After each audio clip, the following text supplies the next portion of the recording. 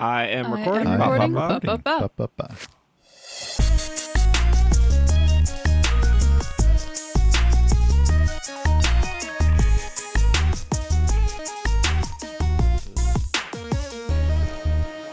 What's up, everyone? Welcome to the 653rd episode of the Pokemon Podcast. It's super effective. I'm your host, Steve. With me is Hannah. I'm here. I have been thinking about what I do like about Pokemon Go. Oh, you did the homework. A lot. I'm trying to decide if I want to delete my 700 Pokemon that I've been saving because I evaluated their PvP viability, but I never play PvP. So that's a big thing I'm thinking about at the moment. Can you find 700 Pokemon of mine to delete? Easily. Yes, probably. Maybe. Maybe. I'll go from easily to maybe. Okay. Bobby also here. I like Pokemon Go. You know what I don't like right now? You know what I don't like right now is the TCG. I could not get my hands on any Prismatic evolutions this weekend, and I'm slightly bitter about it. So one day. One day. All right. Well, we will be talking about the TCG. We're going to start with TCG, and then after the break, we have Sleep.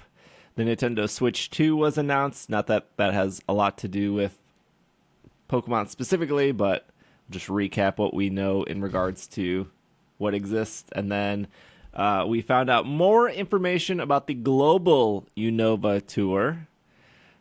So we will talk about that. Hopefully everyone did their homework of the 3 things they like about Pokemon Go. But let's start off with TCG Pocket, which they announced trading is coming. It's here. It's not here. It's coming. It's here in our minds. It's here in our hearts. I'm looking at the...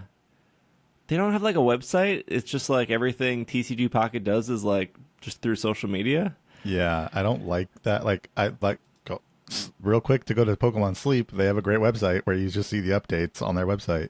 I don't know why Pocket hasn't done. Sleep also similar. pushes those same updates to the app. Yeah. And there is no... I don't think this trading was pushed to TCG Pocket in the No, app. it only brings like new event information, and then it Yeah. removes old stuff after some period of time. So yeah, you have to kind of be on social media to see the info. Yeah, so it says, plans for the future to all you playing Pokemon trading card game Pocket. Greetings from the team. Thank you for having fun with us, opening the pack, collecting cards, enjoying the game each day. We are continually working to make the game even more fun and with some exciting updates. Today we wanted to share more details on trading coming your way this month. So they have, as of this recording, 12 more days. Today we wanted to provide you details on new trade features that you can look forward to. Trades can be done between friends, so make room on your friends list, I guess. Trades can be done with cards of the same rarity. At the time the trade feature will launch, certain cards from Genetic, Apex, and Mythical Island boosters will be able to be traded. We are planning to expand the selection of boosters you can trade from. So I guess if trading came out in 3 days and a new set came out in 5 days, you would not be able to trade from the new set. Cards with Diamond 1 to Diamond 4 and 1 star can be traded. And items must be consumed in order to trade. They don't say what items are yet. If they're new, if they're old, if they're shine dust, it's shine dust, right? Everyone believes it's shine dust. Has to be shine It has dust. to be shine Better dust. not be a new item. We will monitor players' feedbacks, assess future updates to the trade feature, keeping in mind how to balance both ease and enjoyability. Also, our next booster packs are planned to be added this month. We will share more details on that soon. Thank you for being part of the community. We hope you enjoy the game. Make sure you're opening your packs each day. PTCG Pocket Team. I don't think this was a surprise to anyone. Well, To most, yeah. on this show, I think we were all in agreement that there's no way they would let you trade like immersive cards or gold cards off the bat. Yeah. happy that they're letting us trade any of the secret rares, like the 1-star, because the 1-stars are technically secret rares. Yeah, I was So- kind of surprised by that. I didn't think.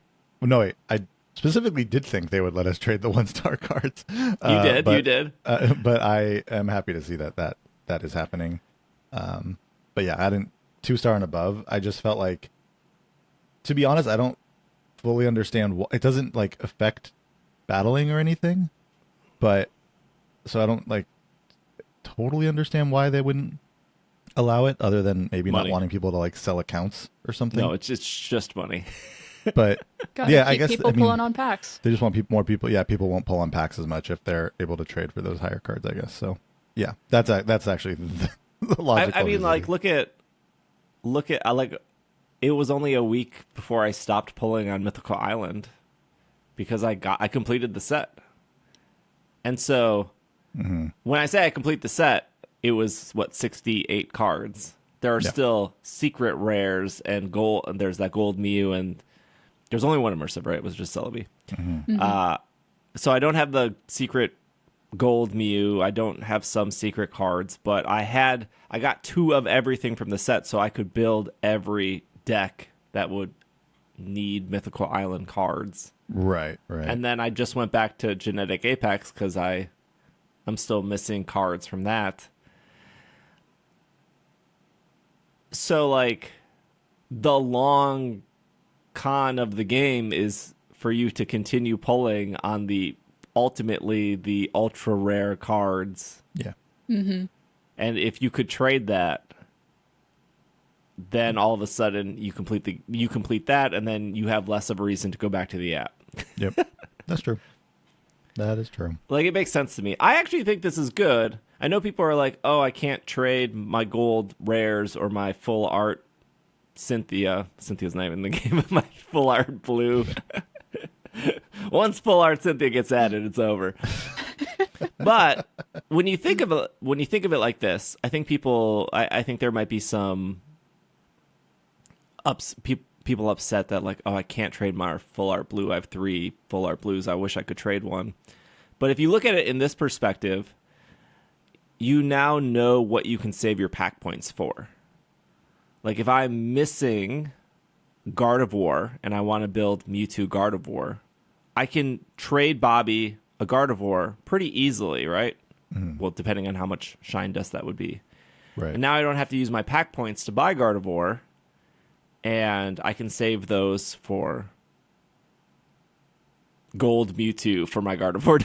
Which is a lot of pack points. 2,500 pack points or something. Yeah, for but Gold like, Mewtwo. well, look at how many people already have Immersive Mew. Yep. And people have asked me if I have Immersive Mew, and I was like, no. And they were like, wait, why? And I was like, why would I need it? Like, I'm not going to waste pack points on Beedrill. I'm not going to waste pack points on Kakuna. I'm not going to waste pack points on, like, a Tauros that I'm not going to use. Like, eventually I'll pull those cards because they're so common. I'm not going to rip through my pack points I did. just to get Mew early. Yeah. I mean, I get it. Yeah. Like, it solves the, like, the I want to complete getting a collection. It solves the, like, I'm missing cards that are competitively viable. It solves a lot of things.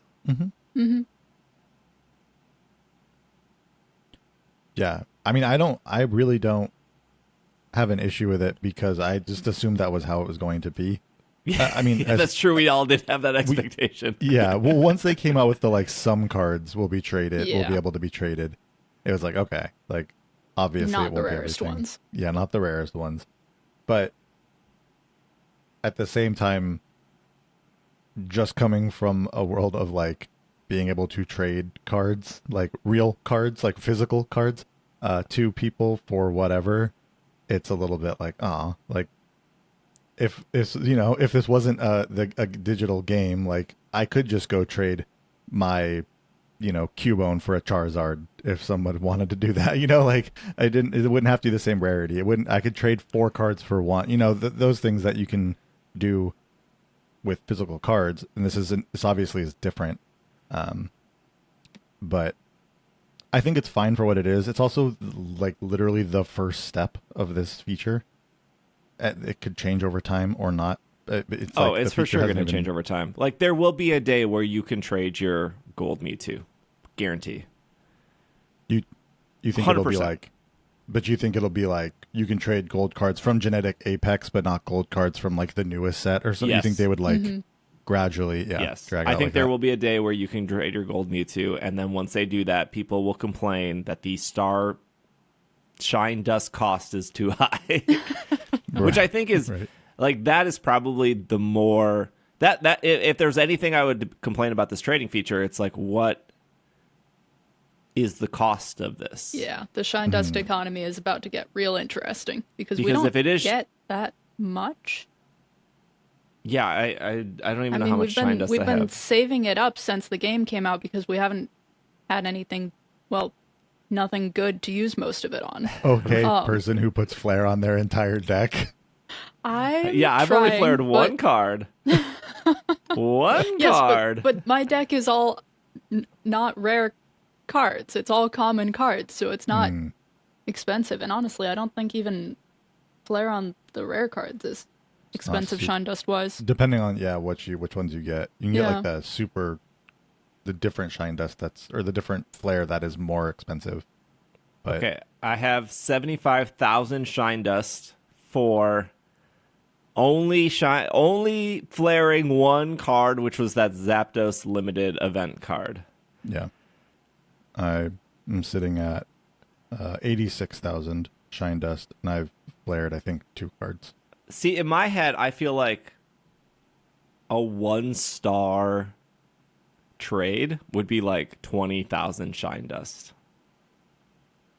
Because I'm thinking like in Pokemon Go Stardust, like it's like maybe. it's like 20,000, 500,000, a million. Yeah, but in that... Pokemon Go, there's like friendship levels that you can then decrease things like that. Whereas in this game, we don't have.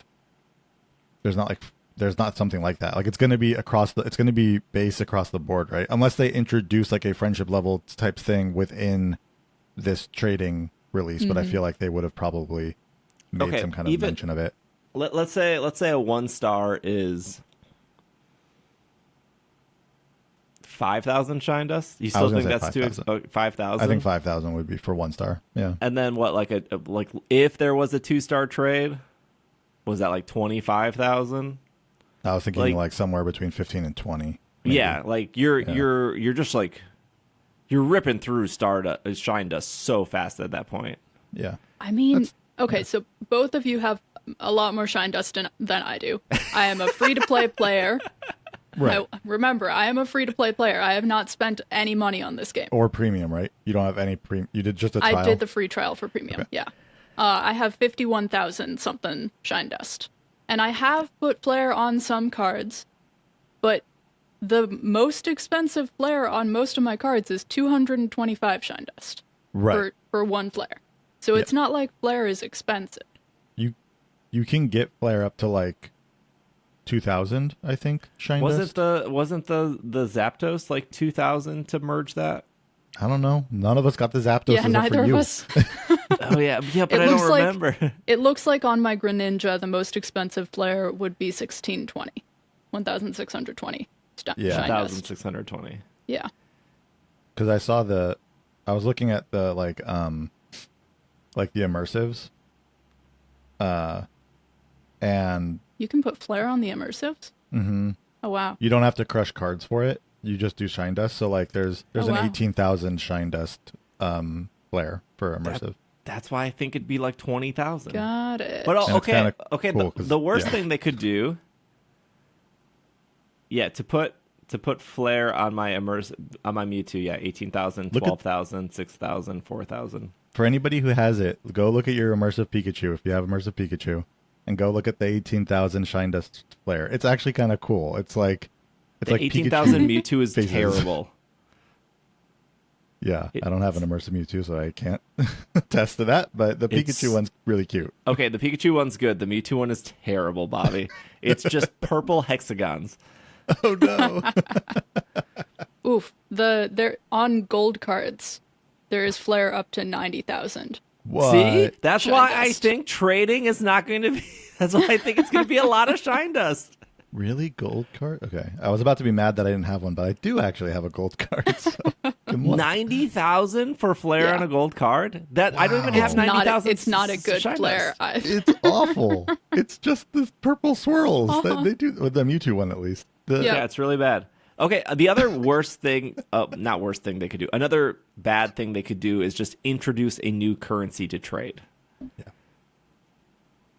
Yeah, I don't think that's happening. It has to be shine dust. Already Right. 7 currencies in this game. Why not make it 8? Have you played Pokemon Masters? They love introducing new currencies. They do. Yeah. Yeah, I don't. I mean, actually, now looking at the fact that there is flare for up to 90,000 shine dust, because I was gonna say, what else is that good for? It's just for the flare, but the flare isn't expensive.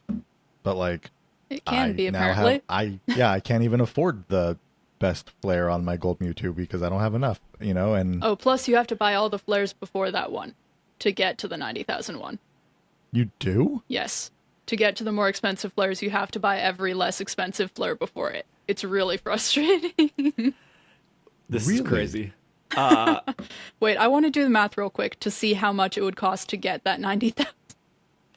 You also have to. As you do the math, the other thing I thought about is because they did a limited time flare event for the Zapdos, I do think there will be limited time trading events. So I saw that people were upset about the promo cards not being able to be traded.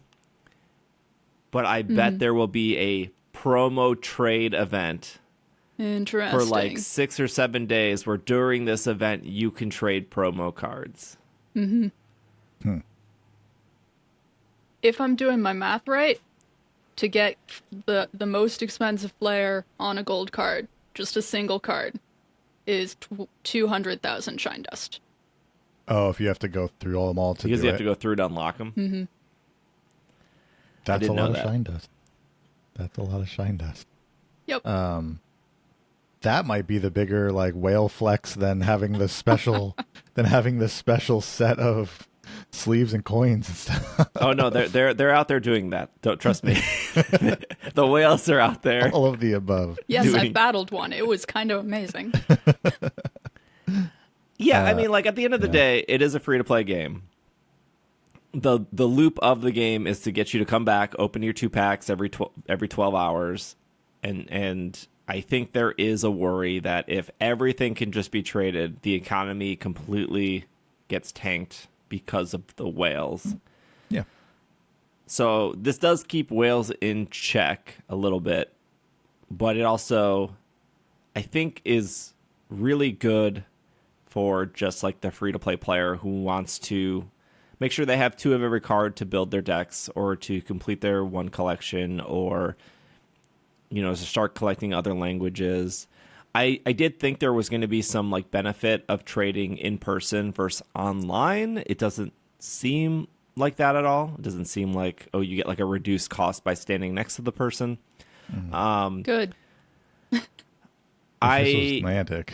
also It'd be don't different. know of any other mobile card game that does trading. I think like you can't trade in like Hearthstone. You can't trade in Marvel Snap. Anyone want to log into Marvel Snap today and see? Yeah.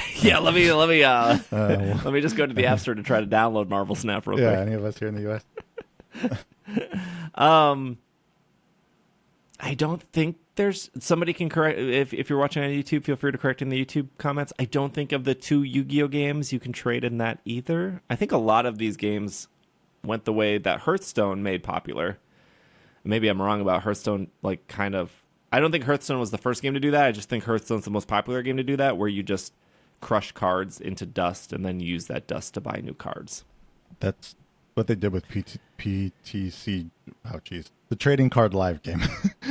Yes. When they went from online to live, they switched it from being able to trade cards to just crushing Yes. extras. Mm-hmm. Yeah. PTCGO did have trading, but it also wasn't a mobile app. I guess Oh, it was right. on iPad, but it wasn't on iPad, yeah. iOS, and the trading economy was so busted in that game. Yeah, that was awful. Like, no one was trading you anything unless you had sealed booster packs. Yeah, so many. You had to have so many sealed booster packs. I remember building a Mew Genesect deck in the Sword Shield like Fusion Strike days, and I remember like how many packs I had to trade for like one Mew V. It was like 45 sealed packs for a Mew V. Wow. It was not great, not great. Speaking of not great, Bobby, you went out to get Prismatic Evolutions. You didn't find any, I heard. Yeah, no, I went to multiple stores, hit the bigger stores, Walmart, Target, GameStop, and The Goliath nothing. that is GameStop. Exactly. So the stores around here, and I know in other places as well, like Target, Walmart, they will stock the product like a day early. They just, I don't know if that's their distribution day or whatever, but so I went to Target like on a Thursday just to see what they had.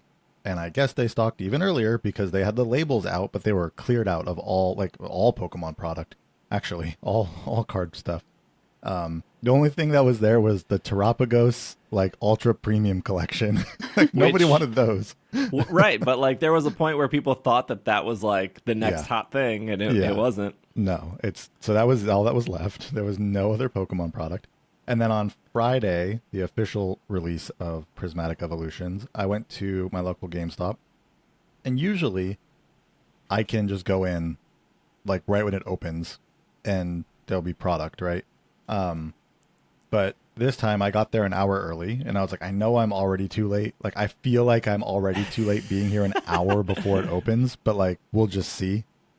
I was about 20th in line, and the store only had enough for the first 7 people, and they had a limit of 2 items per customer. So they were given 14 14 like total products, whether that was ETBs or 3-pack blisters or binder collection. They only had 14 of them for day 1 from the distributor or whatever. Mm-hmm. Hot take. I think that's actually pretty good for GameStop. As somebody who worked at GameStop, that's pretty good. Well, when I worked at GameStop, we got 6 copies of Persona 3, which review and the GameStop I worked at was the #1 GameStop in the Milwaukee area. Milwaukee is a pretty big city, and we got 6 copies, and they were all pre-order copies. And Persona 3 was like a 9 out of 10 game. It was like hugely in demand. And all day, because I worked on Persona 3 launch day, people would come in and they'd be like, hey, I'm here. Can I get a copy of Persona 3? And of course, like my manager was like, this is what happens when you don't pre-order. But like, but like GameStop, maybe things are different. I worked at GameStop for like a year back in like 2007 or something. Whenever Persona 3 and the Wii came out. I don't remember the dates, but we rarely got stock of stuff that wasn't like exactly what people pre-ordered. Mm-hmm. So I do believe they probably had more than the 17 or however much you're saying, but they were probably pre-order stuff. I'm sure they had their stuff for pre-orders. And I've done that before. Usually the way that GameStop works, and here's a hot tip if anybody wants to know, GameStop will typically, other than this set, they will like release, they have their pre-orders, and then the day of release, they'll like switch that, they'll like switch that flip that switch. They'll flip that switch at like 6 a.m. day of. And when you go onto the app or onto the like online, you can then just pick up in store. You can just order for today, pick up in store before the store is opened. So like you can go online at like 6 a.m., 7 a.m., pick up in store, and then it'll be there for you later in the day. And so that was my hope with this set was like, oh, I'll just get up early. Hopefully like it'll, they'll, flip that and then I can do that. No, they were like, no, we're not doing it to this time. So had to go to the store. I think the thing that was the biggest bummer was I was in line with people and, some people are there to resell, of course. Some people are there because they actually want to open it. Some people are there because they were getting gifts for others. So I'm talking to people who are like, yeah, like my nephews are super into this, like into the cards. They really want this set. Like, so, you know, I stopped by this morning. I'm going to try to get them some cards so they can open them this weekend and da-da-da-da. And then obviously they only had enough for 7 people. And as I'm walking away from the line, I just hear the first people in line like, good thing we got here early so we can make our $200 on the resell. And it was like, cool. I'm glad, like, I mean, granted, the people that were first in line were there at 11 p.m. the night before. So they slept over outside of that GameStop. So, okay, like, I guess do what you got to do. But it was just a bummer to be like, cool, like, you're just going to go Sleeping, put this product. You sleeping know, like, overnight for like $150 profit is like, I don't know. Is that worth the it? friend was kind of joking, like making the joke with him, like, cool, dude, you slept here for like 100. Yeah, for like a Yeah, $150. because it was ETB is So- what, 55? 50 for an ETB from GameStop, and then they're selling for like 120, 130 on the secondary market right now. 140. And he was, I think he bought 2. Like, I think he was able to get 2 ETBs because he was first in line. But Well, I saw the Costco videos. A lot more came out, and that wasn't even Prismatic Evolution. That was 151. 151. that was 151 reprint. Yeah.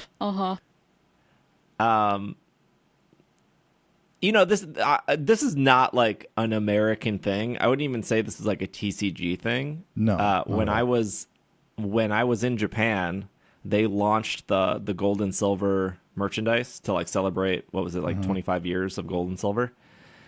And I went to the biggest Pokemon center in Japan, which is Mega Tokyo, which is in Sunshine City. And I was talking to my friend Julie, and I was like, we should just go like Saturday morning and just see. It's also going to be like global safari zone, so we were going to play in that area anyways. And she was like, no, impossible. Like, you'll never get it. Because like Julie's English is like really bad. She just kept like, impossible, impossible.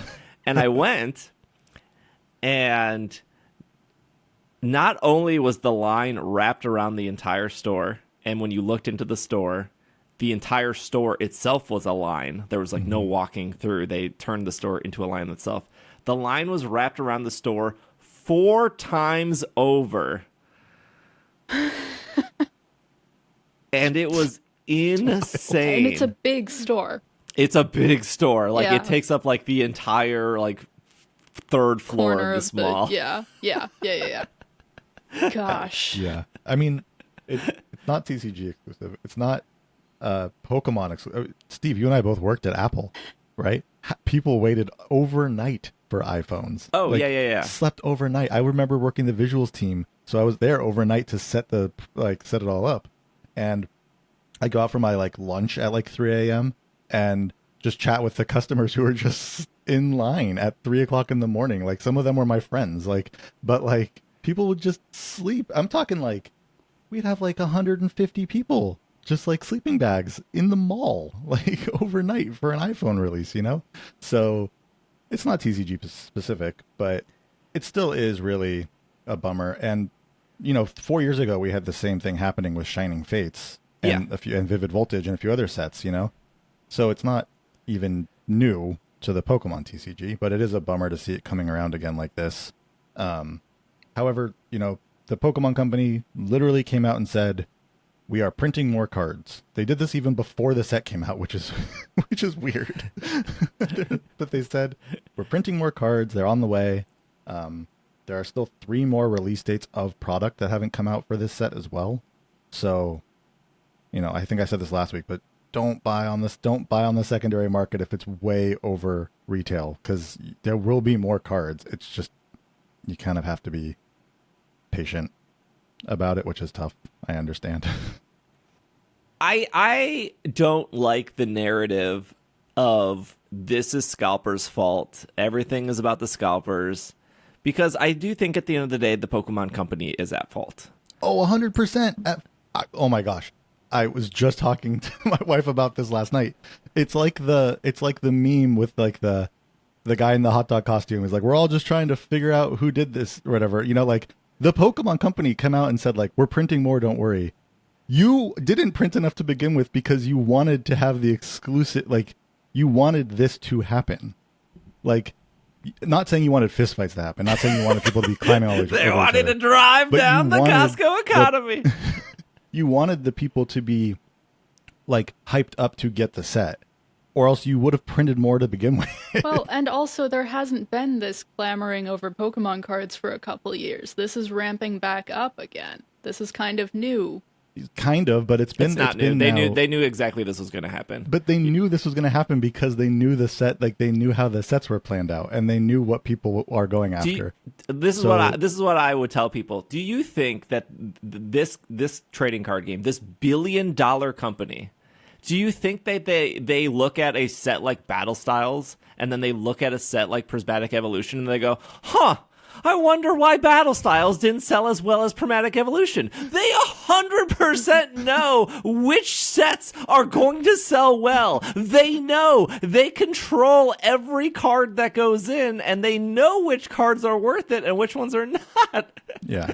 I mean, to give them credit, that's why most Charizard cards are dog water competitively, because they know that collectors will. They just don't want an expensive Charizard out there that would be competitively viable, that would like ruin the meta. So like that's like the one good thing away from this, but like you're like this happened for whatever 4 or 5 years ago with like Vivid Voltage and all the sets around that, and that people were leaving comments on our YouTube channel. They were coming to my Twitch streams. They were like, "It's going to go up and up, up and up. It's not going to crash." And I'm like, "Look at Battle Styles that is coming. No one's going to be excited for this." They're like, "Nope, it's going to go up and up, up and up." And Battle Styles came out. No one cared, and that was the moment in time where the TCG normalized again.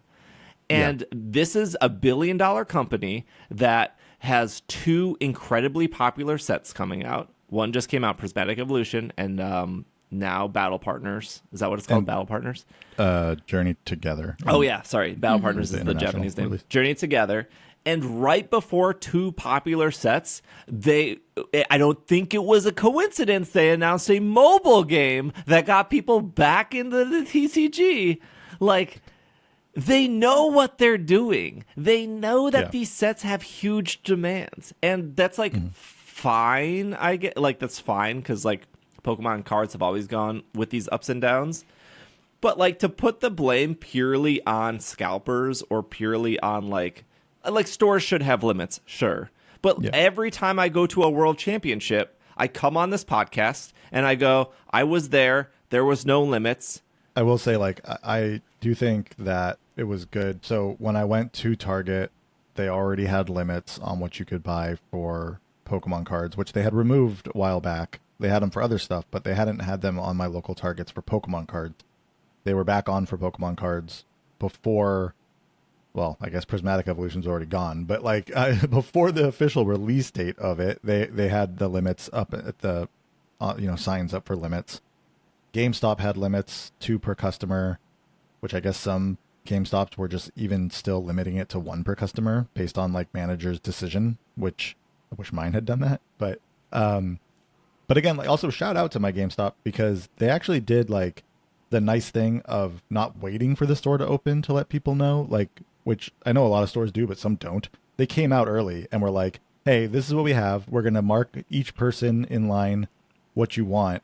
And then we're just going to let you know when we run out. They got 7 deep and then we all left. So like I was gone like 30 minutes before the store opened because we didn't have to wait. They just came out and let us know. So we weren't sitting around for no product, which was nice of them. But yeah, it's the Pokemon Company could print more. They could have printed more beforehand. They knew how popular this was going to be based on the fact that what is in the set, what people they know the patterns.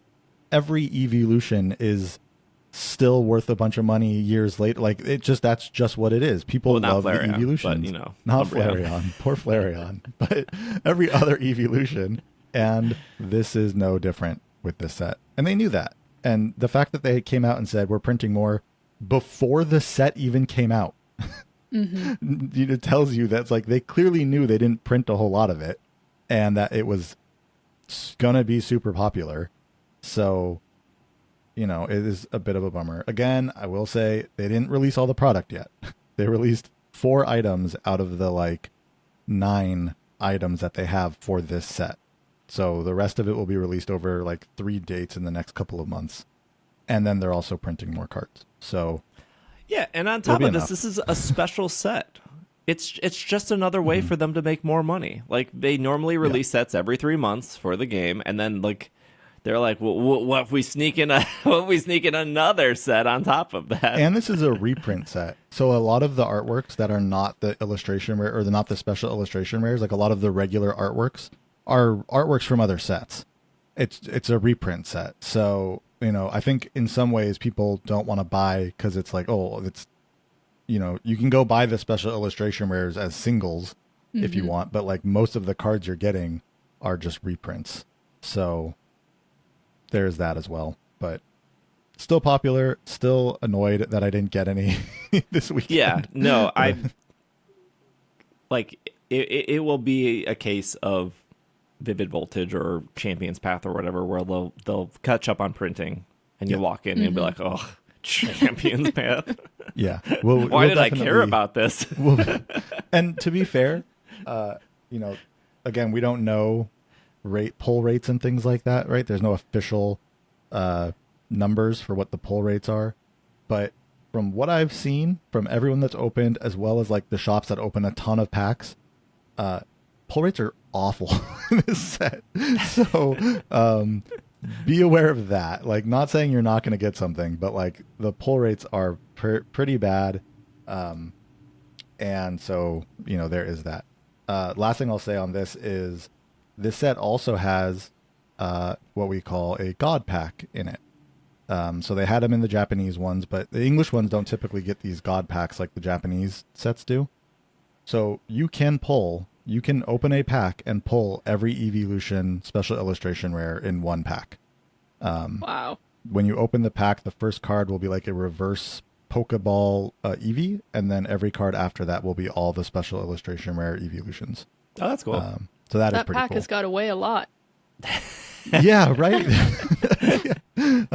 There are no bringing booster my boxes. Scale to Target. Yeah. So if you're buying like individual packs, you know, online, that's true. That's probably a pretty heavy pack. So, dang, I didn't even think about that. No, I didn't either. Actually, that's a really good point. You gotta watch out for that one. Yeah, that would be a heavy pack. One of my viewers on Twitch, they waited at a GameStop like you, Bobby, and they got one ETB. Limit was one, them. and they went home, opened it, they pulled the Umbreon.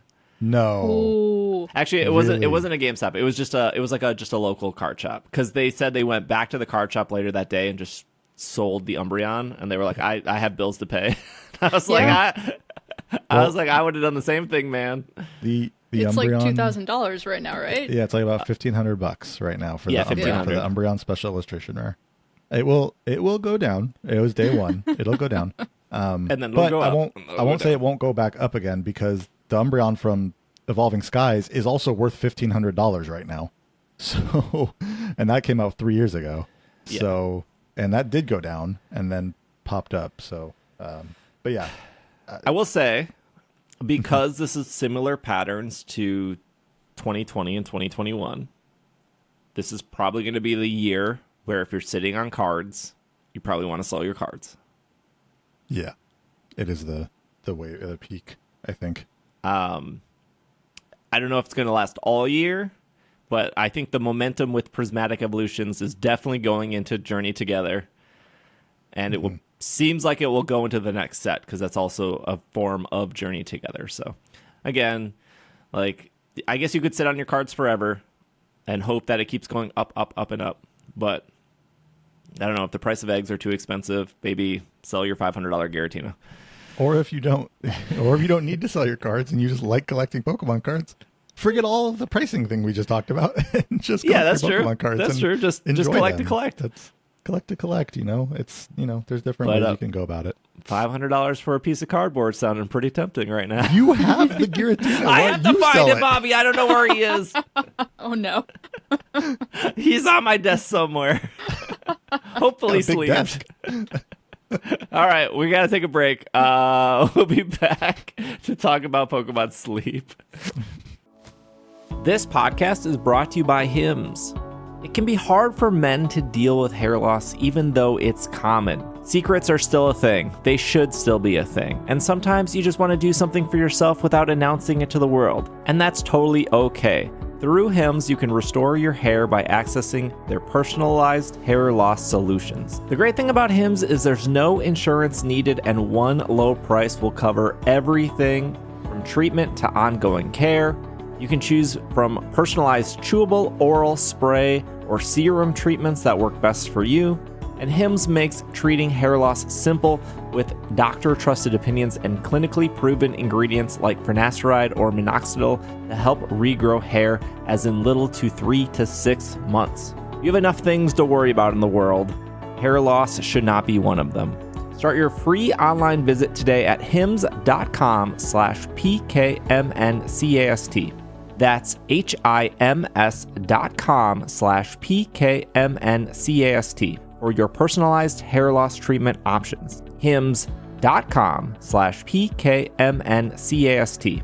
Results vary based on studies of topical and oral minoxidil and finasteride. Prescription products require an online consultation with a healthcare provider who will determine if a prescription is appropriate. Restrictions apply. See website for full details and important safety information. And we are back from our break. Pokemon Sleep moved it to the middle of the show. We have a new Pokemon being added, which is our first Gen 5 Pokemon. Gen 5 confirmed. Remakes here first. You heard it. Rufflet and Braverary are coming to the game on January 20th. This is how we can tell that Ilka took over. For over a year, they gave us a 2 weeks heads up on these events. And we don't even get a full week here with Rufflet. The last we didn't get like a full week with the last couple of events. No, we got like the New Year's event was like a 3-day. It was like 3 days before the event. Interesting. Mm-hmm. Yeah. I thought they said Ilka wasn't taking over until 2025. New Year's Day. No, it was when their name got added to the app. The name is hidden. Was it the Pokemon Works? Pokemon Works, yeah. AKA Ilka. Bravery and Rufflet are coming to Greengrass, Scion Beach, and Snowdrop Tundra. They will have the main skill Berry Burst, which is get a set amount of berries plus a few extra berries from each Pokemon on your team to collect. Note the number of berries you'll get is different than what you get from Disguise Berry Burst. I don't know what that means. Disguise Berry Burst was Mimikyu's Berry Burst. Yeah, but why are they saying it's different? It sounds like the same exact ability. It says so I think with Mimikyu it was 8 extra plus the extra of each other or something like that. It only triggered once for me in the time that I used Mimikyu. But so I think they're saying that it'll be a different number than Mimikyu's one. Okay. Isn't something where Mimikyu's only works like once a day because the disguise breaks? Again, it only triggered once for me, so maybe. That's what I thought. So in my head, I'm thinking Mimikyu's only works once a day, whereas Rufflet's would work multiple times a day, so it's probably less. Mm-hmm. True, maybe. Because I think how people play Mimikyu, I have one Mimikyu and it's terrible, and I haven't seen one since. Story of the game.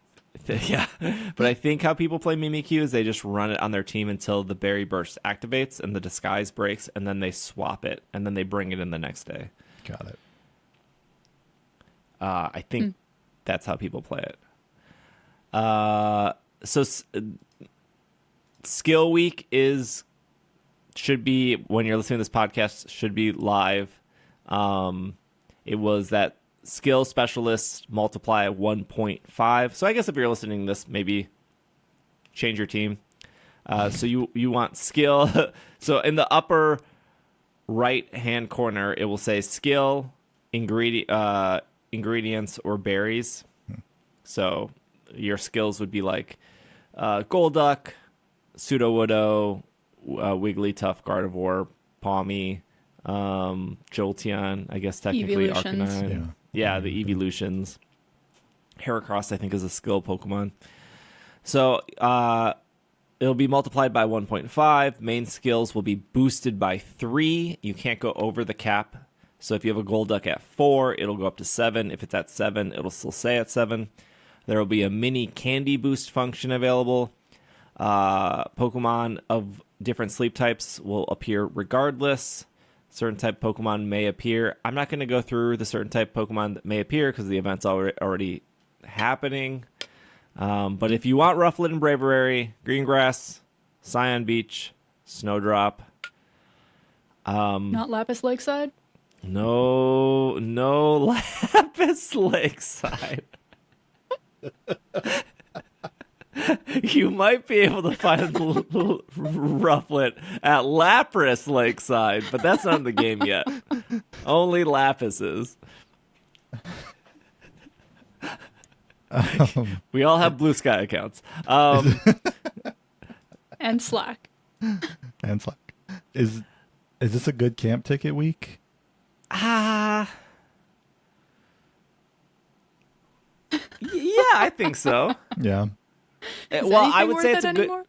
I would say it's a good camp ticket week if you plan on checking your game frequently, especially if you're running like a Sudowoodo or a Ampharos or a Golduck, because that already requires you to check your game with the boosted 1.5 times and all that stuff.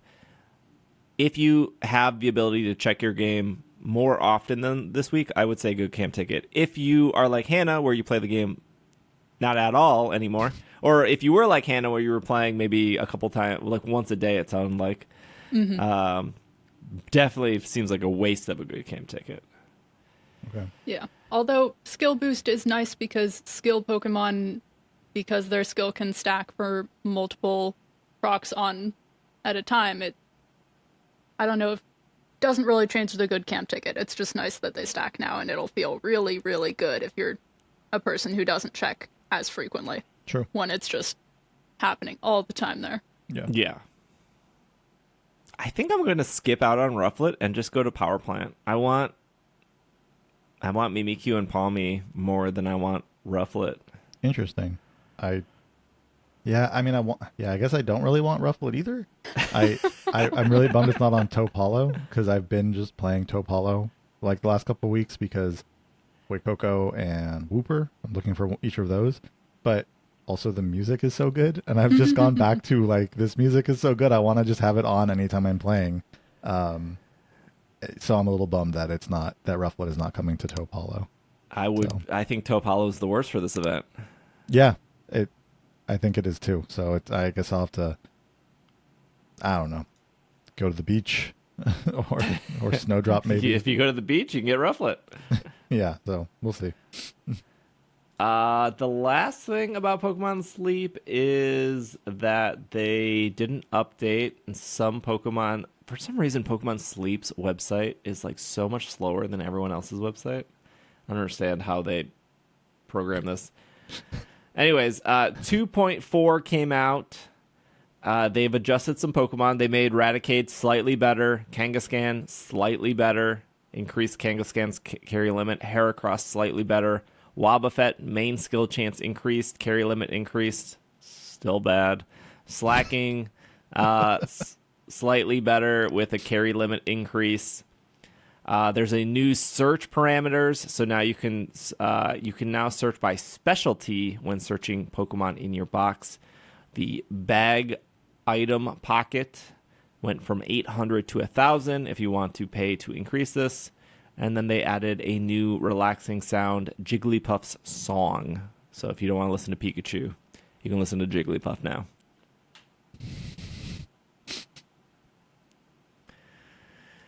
Cool. I don't know. Like,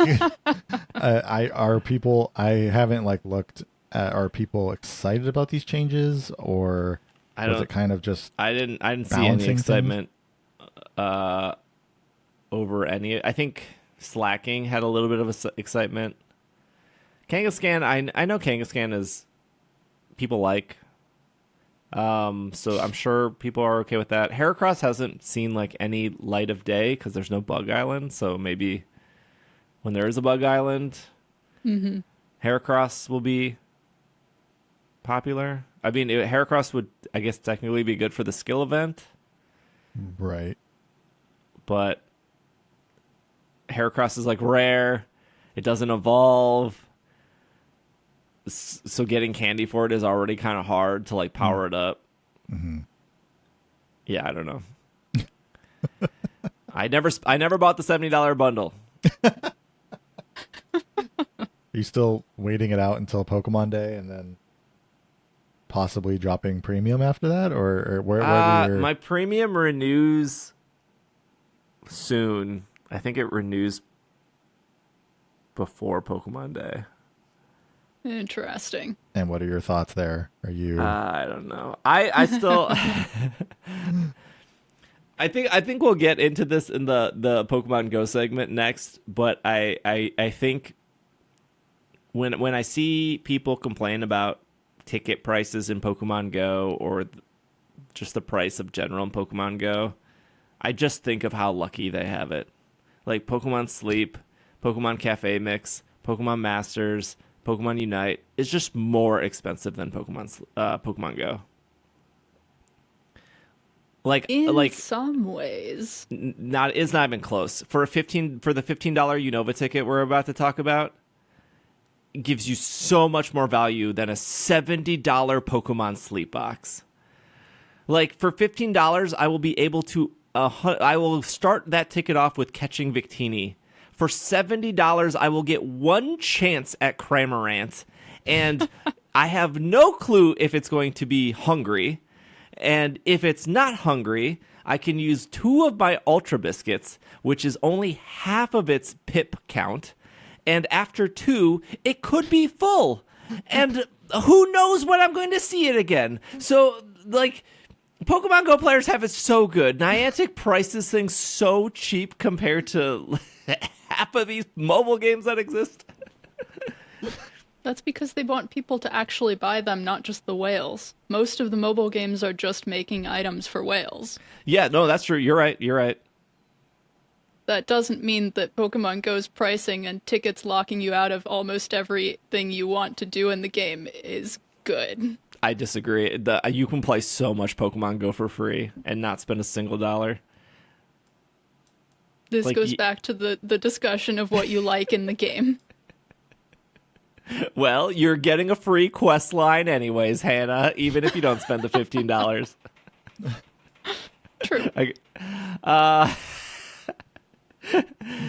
The Nintendo Switch 2. They showed no games. The question I've been getting asked for like 6 months is, do I think Legends ZA is a Switch 2 game?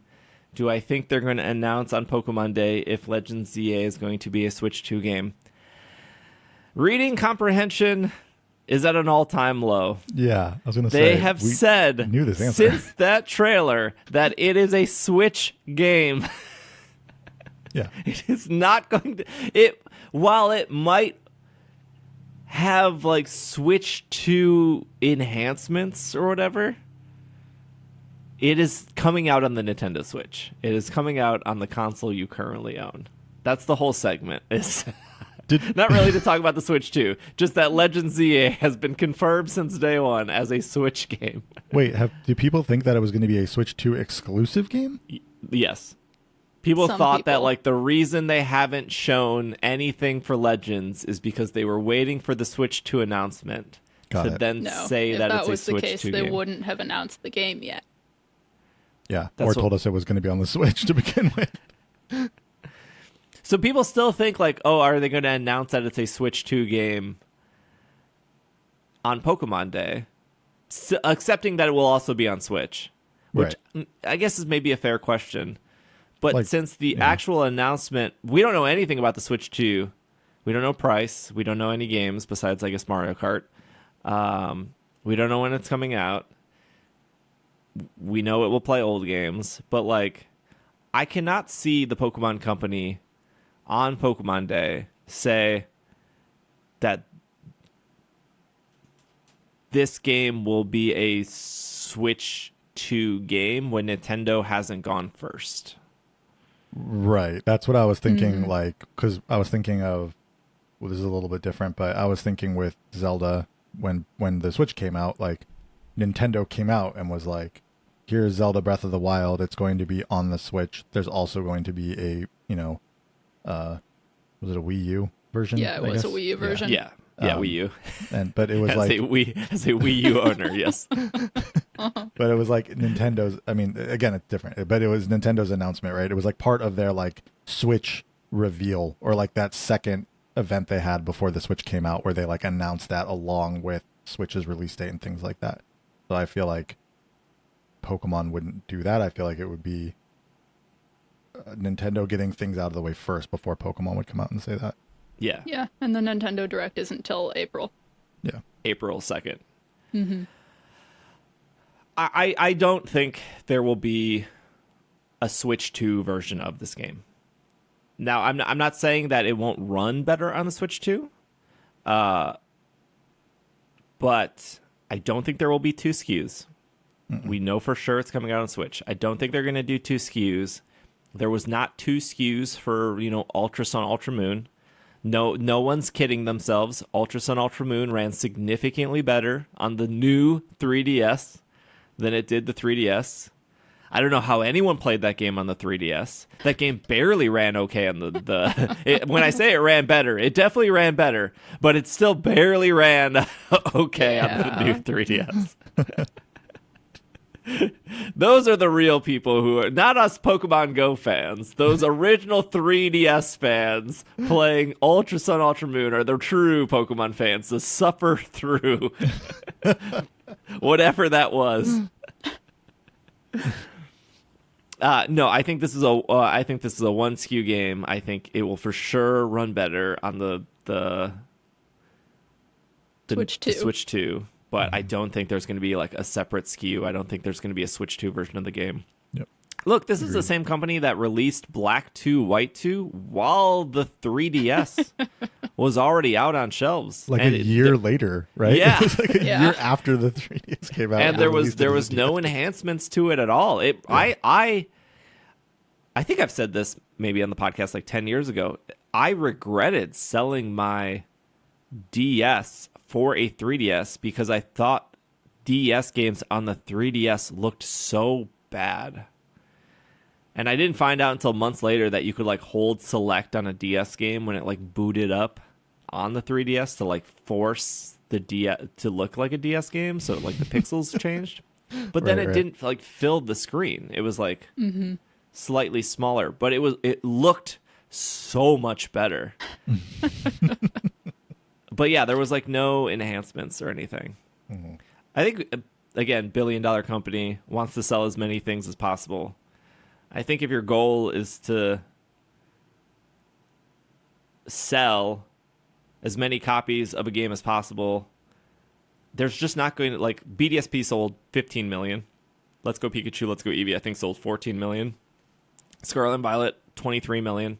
There's just not going to be 14 million Switch 2s out by the end of the year. There's no way they're going to make that many. Right.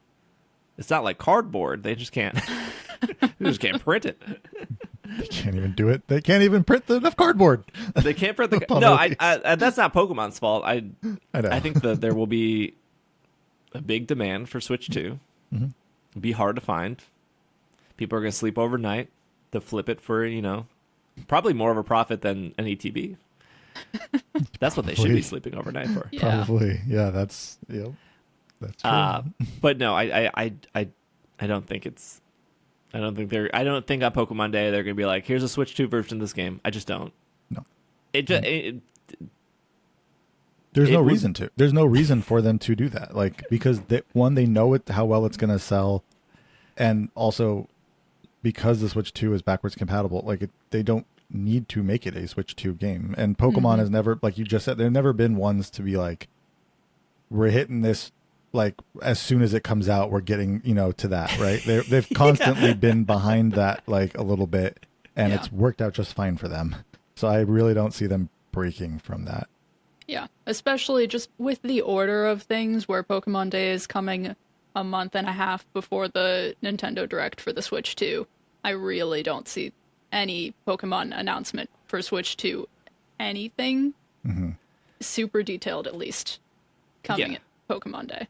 Maybe like this is coming in 2 years. Now, kind of thing. Yeah, I do wonder. Do you think we'll get any information before the Nintendo Direct related to Switch 2 things? Not saying like we'll get some kind of official that's what I was thing, just but wondering. Will there be more information that does eventually come out prior to April 2nd? No, I don't think so, because everything... You think everything it's silence until April 2nd from like on I Nintendo think Switch? everything that leaked, they summarized in that trailer. Right. Like the Joy-Cons, the driving it like a little mouse, even though like... Gosh, I don't care about that at all. The screen size, the kickstand, like that was all case makers and screen makers and like screen protectors and stuff. Like, right. We still don't know any games. We still don't know like what the SD card possibility is. We don't know like how it's going to transfer. We don't know cloud save. We don't know what the interface looks like. Right. We don't know what's actually like. Are they starting over again with their Nintendo Online service? Because like from Wii to Wii U to Switch, it was like they restarted every single time. Yeah. So I don't think there's going to be like any like I guess my like Nintendo Switch prediction would be like, here's Mario Kart. We're going to launch with that. Why would they not? It's the best-selling Switch game ever. Yeah, for sure. Here's Metroid. We're doing the same thing for Metroid that we did for Zelda. Here's a Switch version of Metroid. Here's a Switch 2 version of Metroid. I do think that will have 2 SKUs. I do not think Legends Arceus will have 2 SKUs. Or Legends EA. Or, sorry. I definitely don't think Legends Arceus will have it. Look, I'm confirming it here. I don't think Arceus is coming to Switch 2. People would probably enjoy it. Yeah. I'm assuming they're going to probably announce Halo, because that was the big rumor that Halo is coming to Switch 2.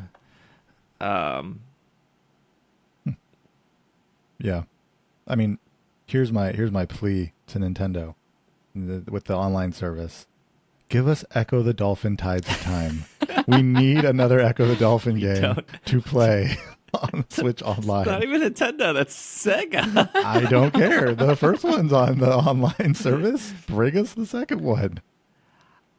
The only thing I want to know, or I want to care, I just want to know how well Scarlet and Violet are going to run on the Switch 2. Yeah. That's the biggest question. Scarlet and Violet doesn't have a frame rate cap. So it's not like it caps at 30 frames a second or anything. Not that it makes it to 30 frames a second. But maybe with the Switch 2, it could make it to 30 frames a second. And I just want to know. I just want to know how much better it runs. It'll run. Remember when you went and played it a few weeks before it came out? Yeah, Are you sure you weren't playing it on a Switch 2 and you just didn't know it? No, I saw the Switch in front of me. Okay.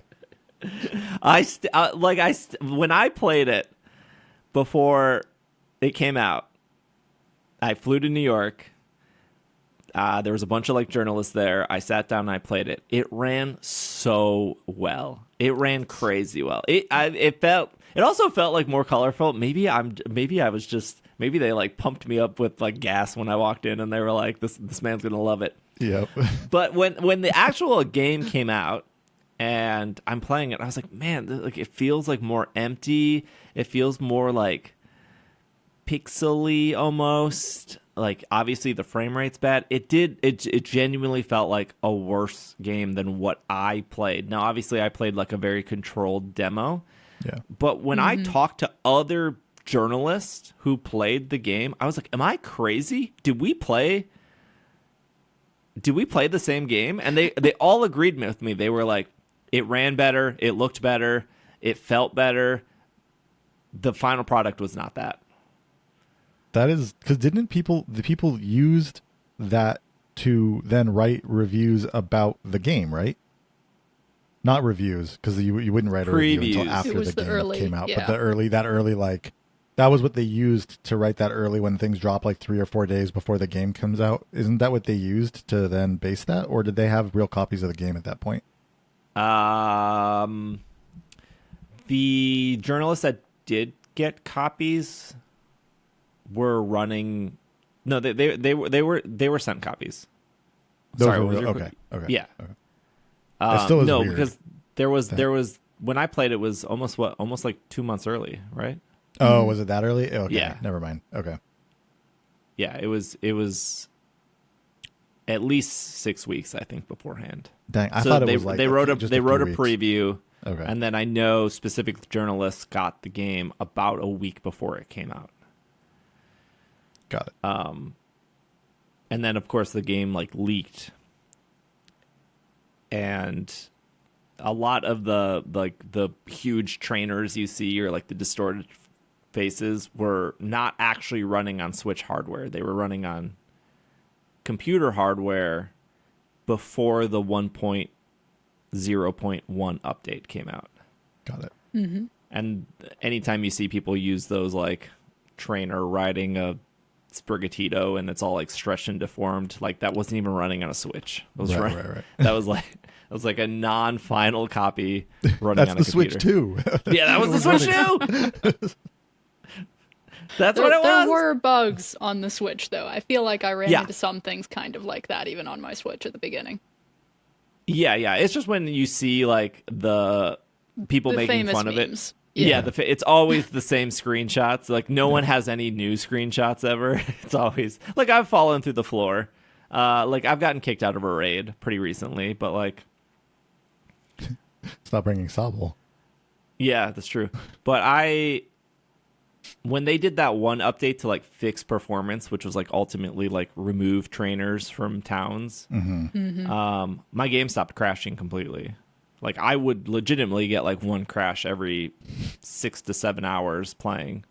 I love that. It's like all they had to do was remove everyone from the game. All they had to It do was make the runs. towns empty.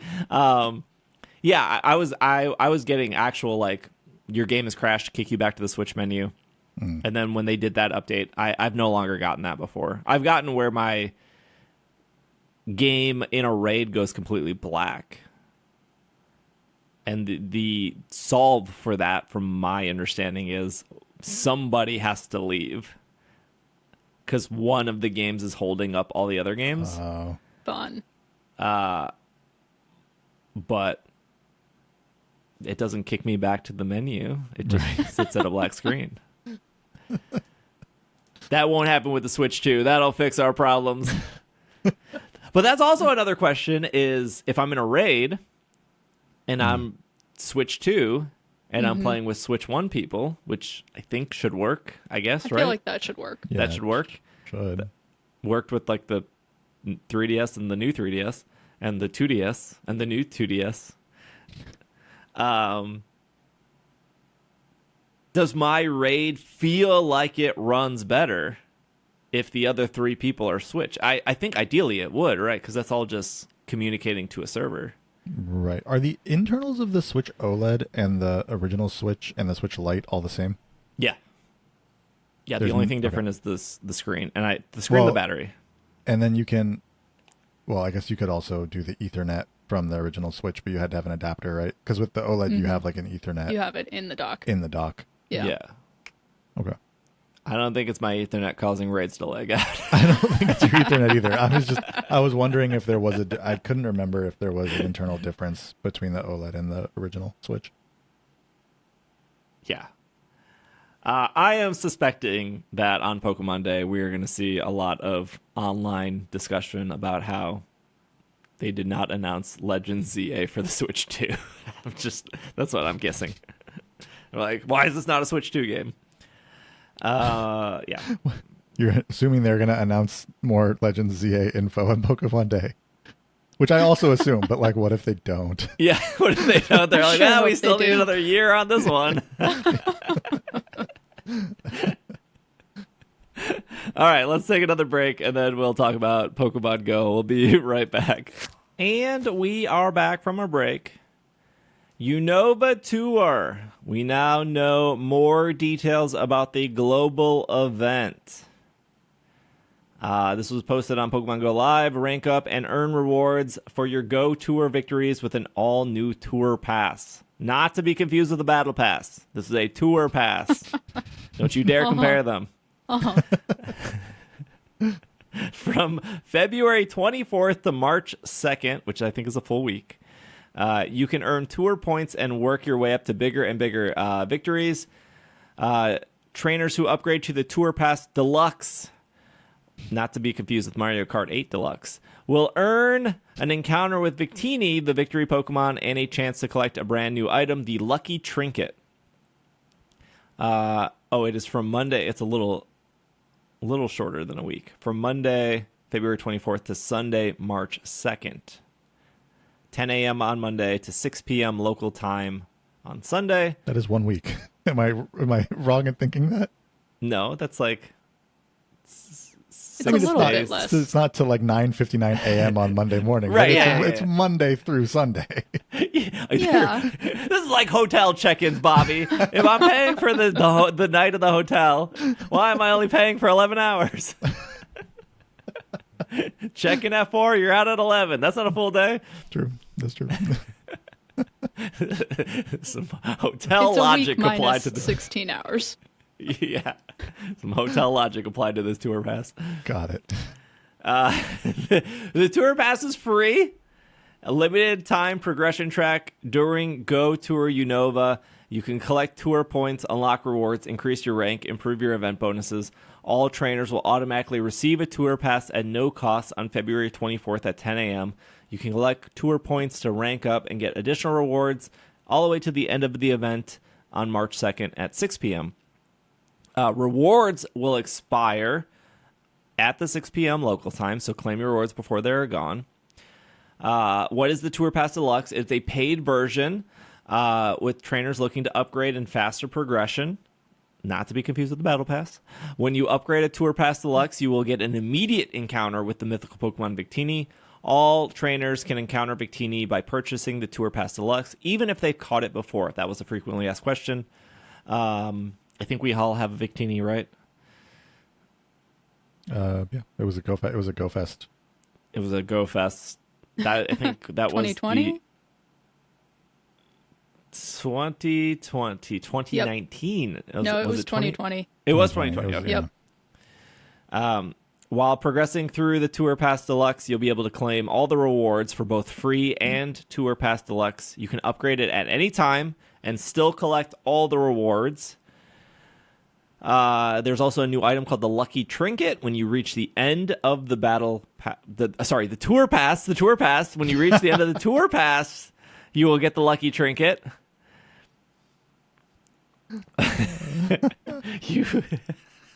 They're different. Battle Pass, Tour Pass, they're different. Different.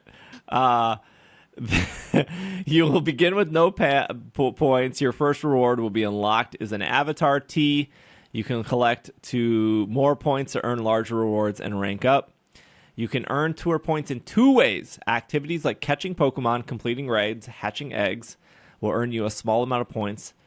You can also earn points with a new type of task, the Pass Tasks, which will be available when completing, and they will award you even more points. Completing these quick event-themed tasks will help you earn more points and rank up.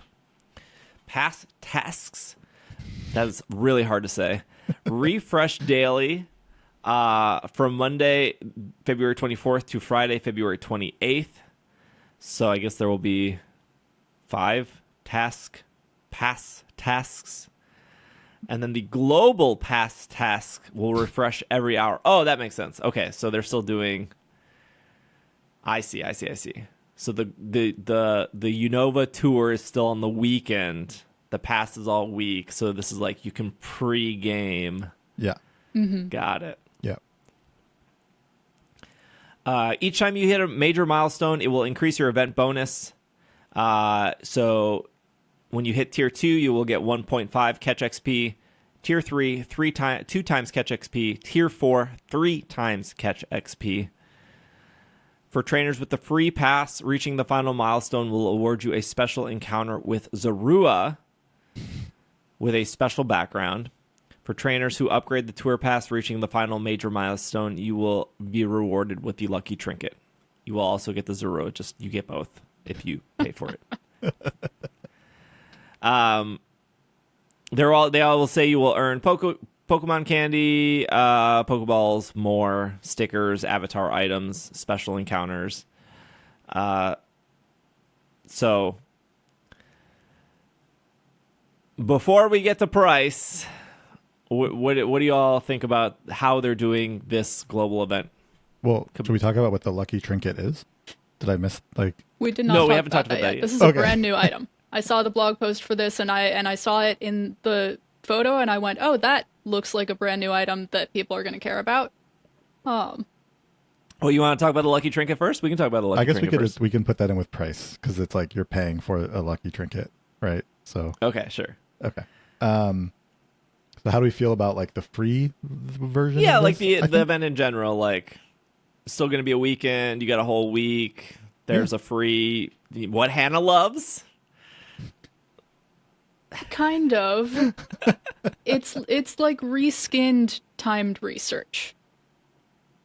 Yeah. In a lot of ways. It's not the exact same thing because you can do different things to get the points you need to level up through the ranks. Yeah. But it feels like reskinned timed research that is just less effort on Niantic's part because they don't have to come up with any story or have any of the characters come in and tell you things. You're just sort of playing the game and leveling up and getting rewards, which is probably what most people want.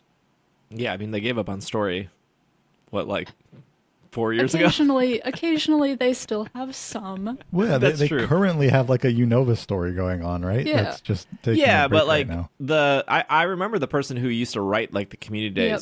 stories. Like they no longer work at Niantic. Oh yeah, the community day stories are gone. Yeah. Yeah, and I believe they wrote more than just the community day stories. Like they were part of everything else, and Niantic didn't replace them. I think they left on their own terms. For the record, I don't think like they were part of the layoffs. I think they legitimately left on their own terms. Mm-hmm. I think Hannah's right. I think the majority of players don't care about story, and Niantic probably saw that. I mean, I'm guilty of this, where I'm like skipping through story, and I always tell myself like, "Oh, I can just like look it up on Cerebi and go back," but I never do. Yeah. They never put very much emphasis on the story, and they really started dropping it years ago. Yeah. I am curious. I mean, this doesn't seem like it's going to end up in the special research list at all because it's not research. That's what my question was going to be. Is it going to be something that gets checked off and then like a year from now we can Is go there back going to be a and new say, medal for it? Yeah. There was no medal here listed in the things you unlock. I'm interested in how. So, am I wrong in thinking that they did a kind of like a test version of this some in Australia, maybe, like maybe a month or two ago? There was The like thing in the shop, that was different. That was based off how much you bought. but it was Wasn't a pass type thing where you did rank up because people were mad Yeah. at that it came with like purchasing things. Yeah. Yes. But you did rank up in some way. It was some test Yeah. that they were doing. They did that, but it was a different sort of thing. I just wonder where this sits in the menu. Like, is it another Yeah. option now? You go click that instead of like, you know, Pokemon or items, or is it in, you know, The is it like another screenshots tab? don't look great. Yeah. What? I think, but what do you mean? When they're like scrolling through, it looks like the finest tour pass I've ever seen. It looks so low effort. And all the words and graphics are pushed all the way up to the very top of the screen, which is going to overlap with things in a bad way. It's just maybe you go into your items and click on the tour pass, but that seems really unintuitive. Maybe it'll be in the events tab and you click on it in there. Yeah. That seems possible.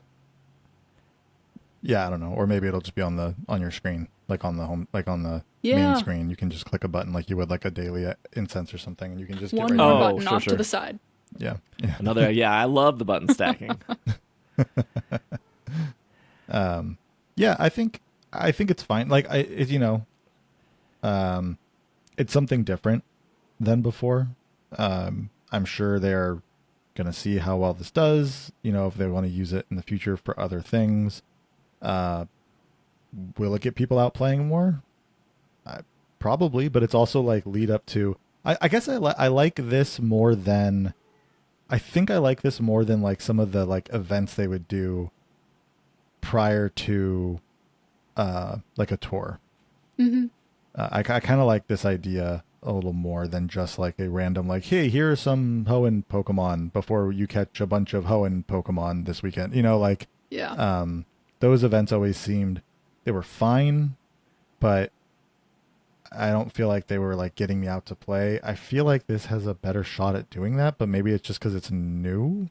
I feel like, but I don't know. because you can see all the rewards that are coming up to a certain extent. You can't see exactly which Pokemon you'll encounter with the Pokemon encounters, but you can see the list of rewards and scroll through them.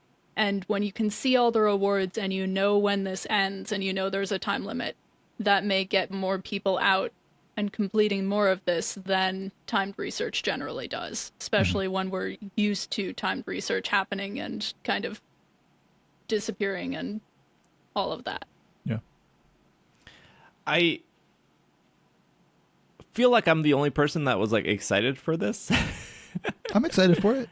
I think legitimately it looks cool. I to kind of piggyback off what Bobby said, for past events, they would, like, I remember leading up to Sinnoh Tour, they would be like, on Monday, this Pokemon's going to be in raids, and on Tuesday, Giratina's going to be on raids, and Wednesday, the other Giratina's going to be in raids. I don't actually. The Lake Trio was that week because I spent a ton of money on. But they would kind of try to theme that week. And I feel like if you're a person not listening to a Pokemon podcast, not chronically online on like Twitter or Facebook or Instagram, which I'm guilty of this, but like if you're just a person that opens Pokemon Go every now and then, you would probably have no clue that there's an event coming. You would just be like, why is Mesprit in raids? That's weird. So I think like leading up to a big event, I think having a tour pass, not a battle pass, I think is really smart. I also think that people just know what a battle pass is, right? Like let's not kid ourselves. Fortnite is one of the biggest games in the entire world. It has a battle pass every single month. People know what it is. They know how to follow it. They know how it works. There's like no questions. Like I don't know if even if somebody's never played a game with a battle pass, I don't even know if you have to explain how it works. It's kind of just intuitive. It's just, oh, I have to do this and that unlocks the next one. Okay. Oh, okay, I have to do that again and it has to unlock the next one. And they can see a goal. And if there's anything I've ever heard from communities inside Pokemon Go, it's I want something to work towards. Mm-hmm. And this is definitely giving you something to work towards. Now, that's not to say the rewards maybe are terrible. I guess we don't know. There's like this small little video on the website. That's its own conversation, right? Like I can separate, like, I think that the concept is cool. And I think it's better than what they've done before prior to Sinnoh Tour, prior to Hoenn Tour. I think the concept is cool. Now, the rewards and the price, that's a whole different conversation. But, like... yeah. Well, so, for instance, like, they show you, by the time you're tier 4, you have 3 times catch XP, right? Yeah, and that's real nice. Right, exactly. So it's like, I feel like if there was an event rather than this, they probably wouldn't give us a maximum of whatever we can do with this, right? So, like, let's say the maximum was 3 times catch XP for this ranking up thing.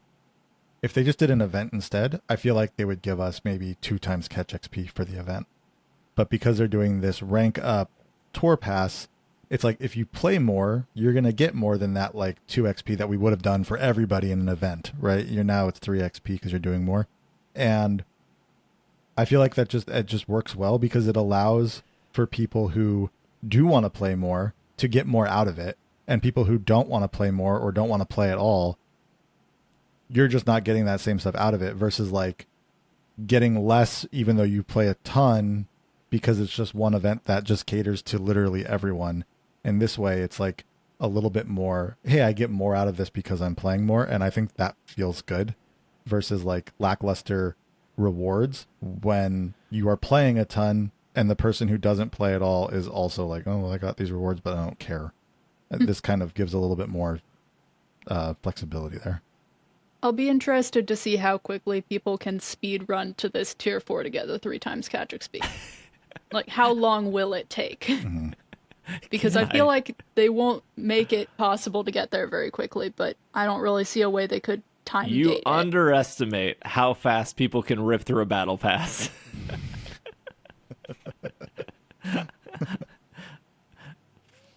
Yeah. Speaking of spending money, so if you would like to upgrade your tour pass, it's true. I've seen people rip through a battle pass, but never a tour pass. For $14.99, you'll be able to access the Tour Pass Deluxe. By the way, they have done this exact same thing. I have not experienced it, so if you're in Slack or Discord or YouTube, they do this in Monster Hunter now. So they've already have tested and done this. It's been in Monster Hunter now for quite a while. Not that Niantic has invented this concept. It has existed in so many other games. No, but they tested the feature in a different game. They do that for a lot of their different features. Yeah. Like some things that come to Pokemon are very Pikmin inspired, for sure. Or some things in Pikmin are Pokemon inspired. I don't know about that Harry Potter game. There was probably something that carried over. So for $14.99, you'll be able to access the deluxe track.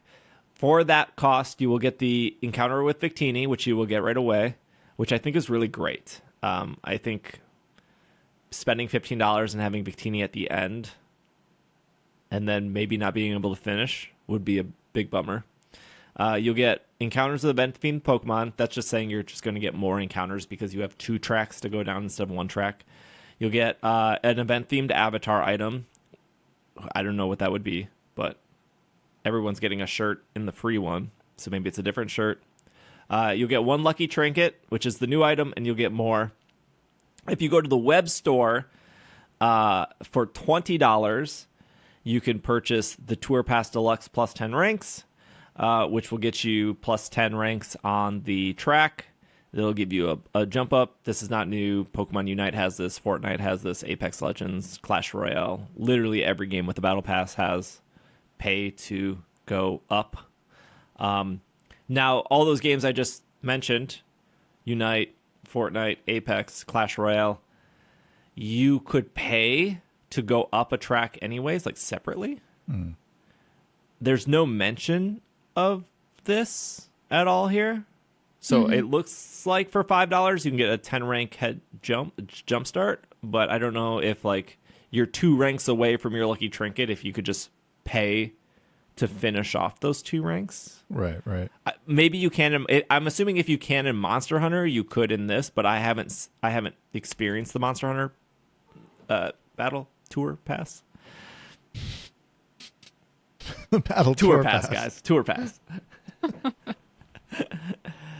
I guess let's get the lucky trinket out of the way. Hannah, how do you feel about the lucky trinket? It's fine. It's good. I think people will like it. Should we explain? We probably should explain it first, Explain the though. lucky trinket first. Yeah, one of you go Okay, ahead. so the lucky trinket is a one-time use item that can be used to turn one friend from your friend list into a lucky friend. So when used, the lucky trinket will set the status of you and your friend to lucky, even if you aren't best friends yet.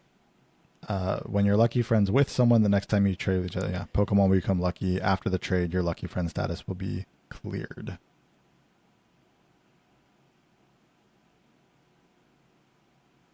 And my feelings on the lucky trinket, I guess. Go on. Yes. I mean, this is. I think the item itself is cool. Like, just another way to gain a lucky friend. I think it's cool that it can be done with even a friend that isn't a best friend. That is kind of an interesting piece since it's always only been best friends that can be lucky friends, right? Like there's not Yep. even been an event where that is different. Yep. So You can get a lucky Pokemon through a trade, oh sure, yes. Yes. but yes, in But order lucky to friends wise. yes, is best friends. Yeah. And this is, you have to be great friends for this, which you do have to have 7 days of interactions with somebody for that. Okay. Similar to So like there's gifting still a someone week. something. Yeah. Gifting someone a ticket or something like that. You have I to think be that's great just to friends. like prevent you from being at like an event and being like, I'm gonna lucky friend this person, Yeah. because you could maybe do that on accident, or like let's say I found like a random Korean person and they have a because I'm using Korea as an example. I was like, why does the person in Korea? Let's say I'm in South Korea. I'm in Incheon. I'm at the Safari Zone. I'm at Safari Zone Incheon, and I find a Korean person that has an armored Mewtwo.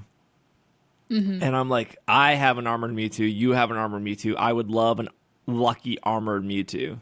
And we add each other as friends, and I go to pop the lucky trinket, and somebody stops me to say something. I say hi to them. I turn around. They're gone. Now I don't know where they are. I don't know any information about them. I can't even speak Korean. Got it. Whereas, like, if you have 7-day friends, you've had, like, you've at least had time to, like, there's not, like, an impulse. I guess. You know how many people have been like, I want to trade with me, and then it's like, oh, I'll find you tomorrow or something, because like I'm out of trades for today, and then they never show up. Oh, Like, I see what you're saying because because the trinket is just making them your lucky friend. It's not dealing with the trade yet. So you're saying you pop the trinket to become Yeah. lucky friends with this person, and then they are gone, and all of a sudden something you happens. never- There's like Yeah, something yeah. in general happens, whether see. like they get pulled away, I get pulled away, it starts raining.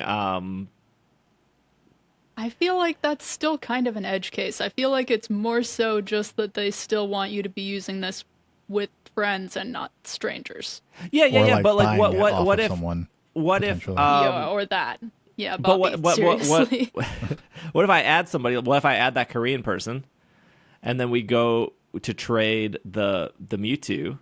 So I pop the lucky, because you have to pop the lucky before you get into the trade. Mm-hmm. And then they realize that the only armored Mewtwo they have was traded to them, so they can't trade it to me. Now I feel like I've wasted that lucky trade, because the only thing I want is lucky armored still Mewtwo. happen. That can happen with could someone still who's been happen. friends It could for still s- happen, right? days. I am just saying that, like, Yeah. These having are it edge set cases. at 7 days at least feels like you've talked about that trade.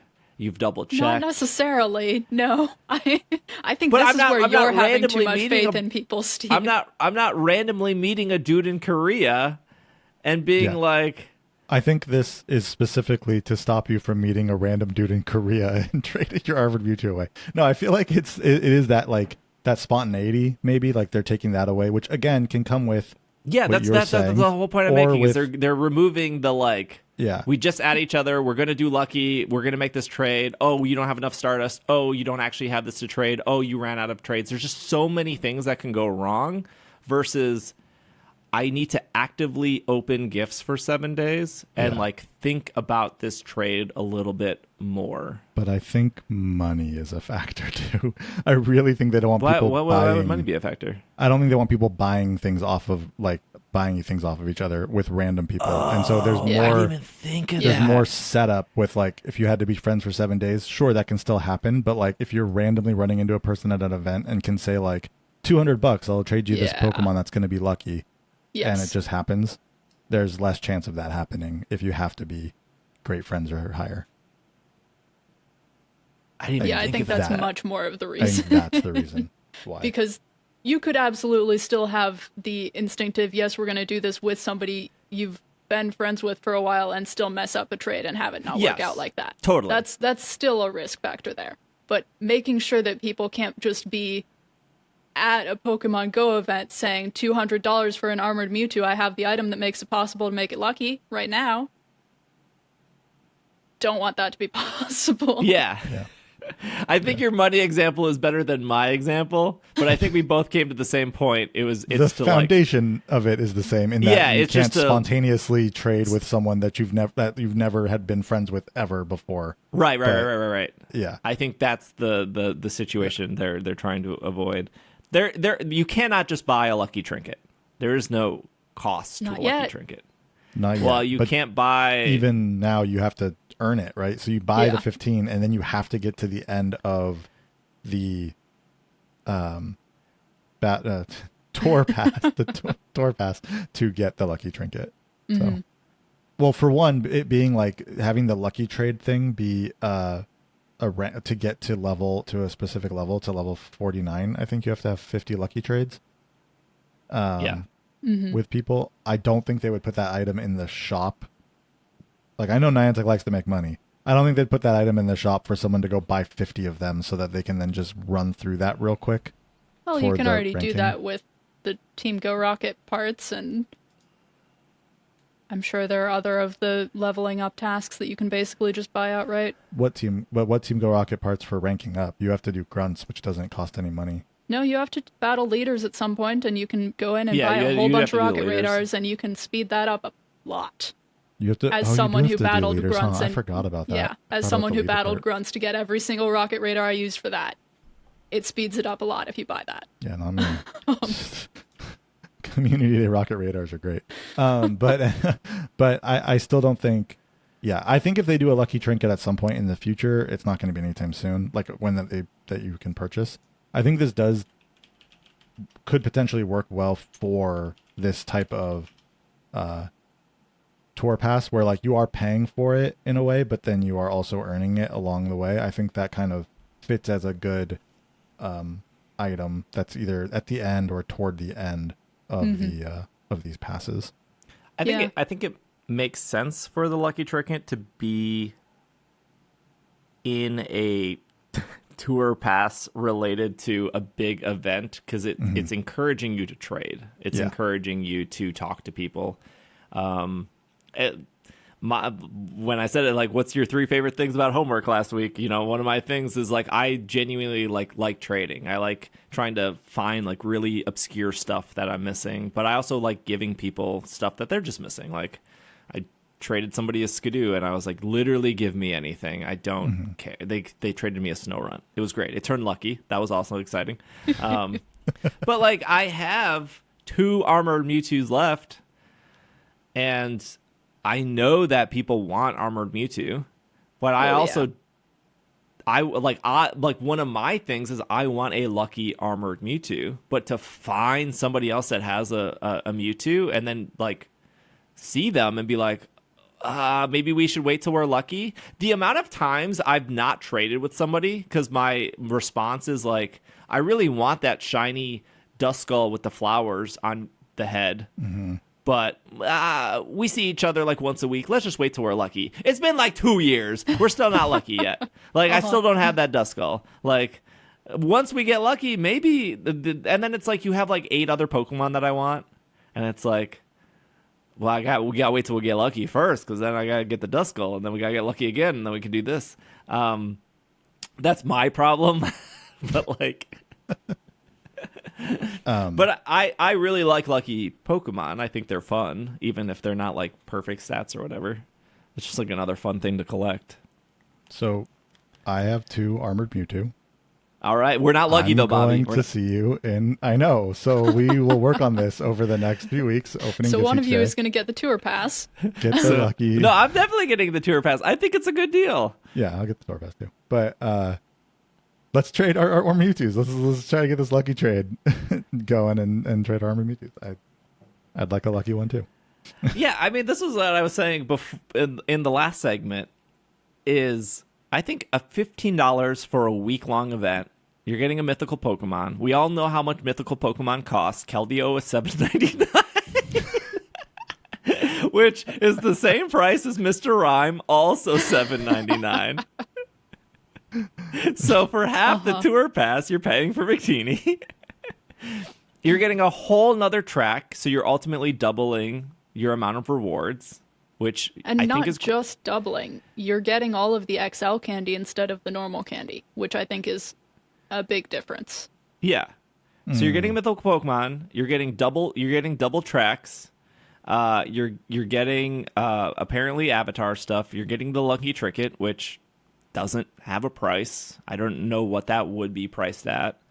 And they're giving you like something to do, and I do genuinely mean like I don't think like yes, there are a lot of tickets in Pokemon Go, and a lot of those tickets feel like a waste of money.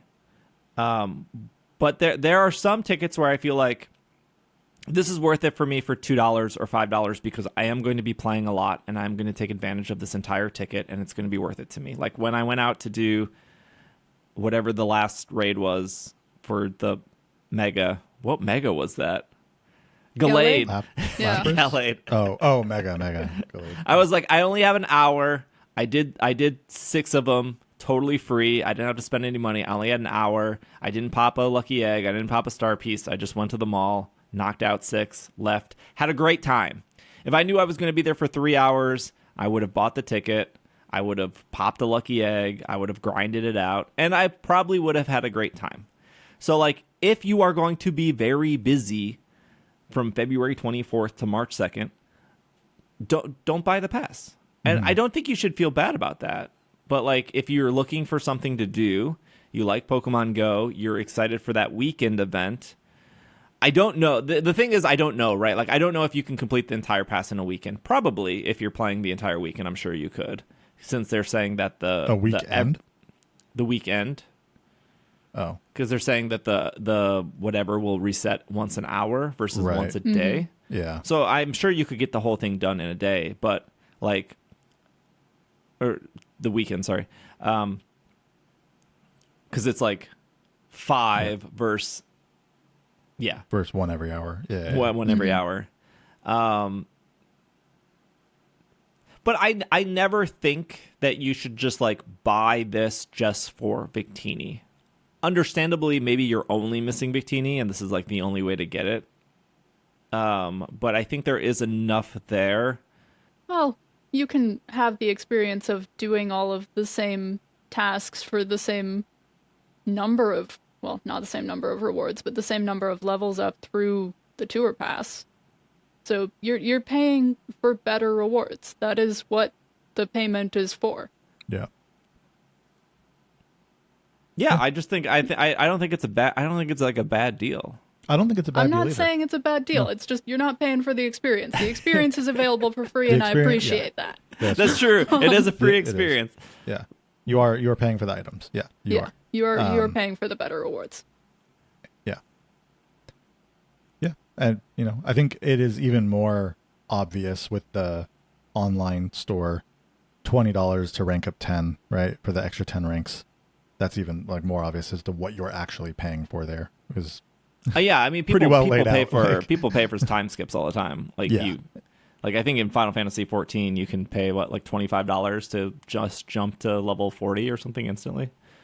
I think it's further than that, but something like that, yeah. Yeah. Well, back in my day, the level cap was like 60. I don't know what the level cap is right now. Yeah, I think you guys are right. You are paying for rewards. I just think there's like a balance that they're trying to do of like making it worth it and like still providing you an experience, and that you're just not paying $15 just for Victini, which some people might be like, why is Victini $15? Or Some people might maybe pay $7.99 versus the Lucky Tricket being the other $7.99. some people might pay $15 for Victini. They might just get the Victini and not actually play the event. They might be like, oh, I can transfer this to home or whatever. I don't know if you can. Can you transfer Victini to home? Yeah. Okay. So they might just be like, oh, I need a Victini. Here, $15. I can You get know, one real I quick. don't blame those people. If my option was to drive to a GameStop and interact with somebody or just pay $15 in the comfort of my home, I think I would just pay the $15. I drove to a GameStop on Friday to stand outside for 45 minutes in what is not that cold. You but could not was pay me colder, $15 to stand outside with to you. then at just GameStop. leave and go home. The interesting thing is unlike other events, there is no way to gift this to somebody. So please gift Hannah other items in Pokemon Go, so then she doesn't feel bad buying this tour pass. Now I'm really gonna have to think about it. I don't. There's no gift here. Yeah, that's weird. Maybe Niantic couldn't figure out how to do it. I don't know. That's probably what it is. It's probably. Yeah, I think it's fine. It already to me seems more exciting than what they did for Sinnoh Tour and what they did for Unova Tour. Mm-hmm. I do wonder if with like Sinnoh Tour, with Unova Tour, if they will still do a lead up event of some kind with raids and stuff, because this doesn't this doesn't really have anything about that. Right. So it's like when they do say that like you complete raids to rank up and stuff, then it's like, well, what are we raiding, right? Like I would imagine they'd put something in there that's kind of themed around it to raid, like leading up to Unova Tour as well. We're all in agreement that Gigantamax Garbodor is still coming, right? It's the only Gen 5 Pokemon that's Gigantamax, right? Yeah, it is. Okay, then yes.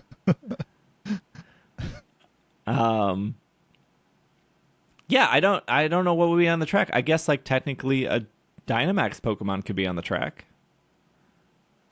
Right? We got a Dynamax Wooloo just for completing that one research. Yeah. Yeah. We're about to have Dynamax Pokemon given to us, or like before the birds, right? Mm-hmm. We are. So they're already jumping in. Yeah, there's a timed research that's going to come out before the birds that will reward you with Dynamax Pokemon. Am I wrong in thinking? I'm not wrong here, right? I think you're right. I haven't actually read the blog post about it, but there's a time. We're going to get a timed research, I think, here in the next week that is going to give us Dynamax Pokemon that would work well against. I think it's the one that's live right now and ends in just over 24 hours. I haven't actually completed any of those, though. It's out now? I could be wrong. I think it's next. I think it's starting this coming week. Okay. But yeah, they're already going to be giving us like. Oh, Dynamax. Articuno starts tomorrow? Oh, I thought there was one more week on that. Yeah, no, Dynamax Articuno starts Max Monday tomorrow. So the day this episode comes out. Wait, love my Max Monday alliteration. Whoops. Complete timed research to encounter Dynamax Pokemon to battle for your team from the 17th through the 20th. Mm-hmm. Timed research will give you Charmander, Beldum, Scorbunny. Yep. That's the research that ends in 1 day and 6 hours from the time of recording. Huh. It is here in my timed research tab, and I didn't realize it because I didn't look below the under the other Niantic, things, yeah. Good guy Niantic is giving you guys free research, and you're not even doing it. I at least was aware it existed. I can't. I'm gonna say like I will. I just complained on this podcast a week ago about like you can only get Dynamax Pokemon through the raids, and I now have pretty much missed out on this research to get Dynamax Pokemon. To be fair, they didn't give you very much time. Yeah, you have to win max battles to get through encounters. Just do a Sobble outside your house. Oh, there ain't no way, Bobby, in your area you can't reach a max battle from your house. There's like 14 max battles within my view. You are the last person to complain. I know. I'm not saying that they're not available. I'm saying I don't love. They're not difficult to complete either. Yeah, they're super easy. I don't even know what I'm complaining about. I'm not even complaining right now. And then you can leave a Pokemon in it, and then you can get more candy from it, especially in your area. I don't even get an option to leave Pokemon in my area because it's so busy. Like, as soon as Community Day starts at Mall of America, that, showcase instantly fills to 200. I might win my first showcase this week. I'm very excited. Nice. Find out next week if Hannah wins her showcase. I might finally get that medal for the first time.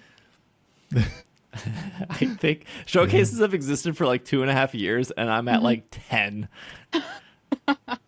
And I actively try to do them. It is just so competitive in bigger cities. It is so hard to win. there's a showcase in my parents' neighborhood. Someone like got something approved as a Pokestop, and it's a showcase one. So every once in a while, if I happen to be up there on a weekend, I'm guaranteed to win because like it's no one plays Pokemon Go up there where they live. Like I don't even know how this stop got like put in there, but every time I've played it, it's the only place I win showcase. What I need is I need to live on a gym, max raid battle, a Pokestop that's a showcase. The ultimate Pokemon Go experience. There's probably somebody listening to the show that has like 3 of those 4 that they are living on right now. I did in the last place I lived. Two moves ago. Sorry. Yeah. I remember like visiting a friend who lived in an apartment. They had like 2 gyms and 3 Pokestops in reach, like literally right on top of them. It wasn't even they had to drift. Wow. And then somebody in the apartment would just always keep like lures on the Pokestops. And I was like, what? Great. That's great. What is this Pokemon Go advantage that you have? Okay, when did lures change their frequency of spawns? Like when the specialized like type lures came out, the magnetic it was magnetic, grass, and glacier, I think were the ones that initially came out, and now they added the rain one. It was 90 seconds per spawn. Because I remember it was cool because it was half of the time that it was for a regular lure, which was like 3 minutes per spawn. And then in the Slack this last week, we were talking about magnetic lures for the Rookity thing, for the Rookity event. Yeah. And now I'm seeing that people are saying it's 6 minutes per spawn for the special type lures. Really? Yeah. They like reversed it. They went from it being half give you the some time bad of a news regular here, one to- Bobby. Lures have always been a scam. Well, of course, sure. But like when I used to work not from home, I used to like go to lunch at the sandwich shop that sat on top of a stop, and I'd always lure it up because I'd be there for half hour to eat lunch, and and then when the special types came out, it was like, this is great, getting like a spawn every 90 seconds or whatever. But yeah, I was told in the Slack, and someone like looked it up as well. It's like once every 6 minutes now. So you're only getting like 5 spawns per like magnetic lure in that 30-minute time period. I think I can't even remember the last time I sat on a lure and just didn't move. So I can't answer that question. I'm always moving. Someone can let us know when it's changed, because that really surprised me. Yeah. Yeah. All right. We'll be back next week. This episode's too long. Fun episode though. Thanks for listening. Thanks for making it to the end. Hey, if you're watching on YouTube, let me know if you're buying the ticket or not for the Unova thingy. I guess if you don't play Pokemon Go, you don't have to answer that question. We know you're not buying the ticket. You don't play the game. What's one Victini? Maybe somebody who doesn't play Pokemon Go really wants Victini, so they're going to install it, buy the ticket, send it to home. There will probably be at least one person who does that. Yeah, again, I would rather pay $15 in Niantic than...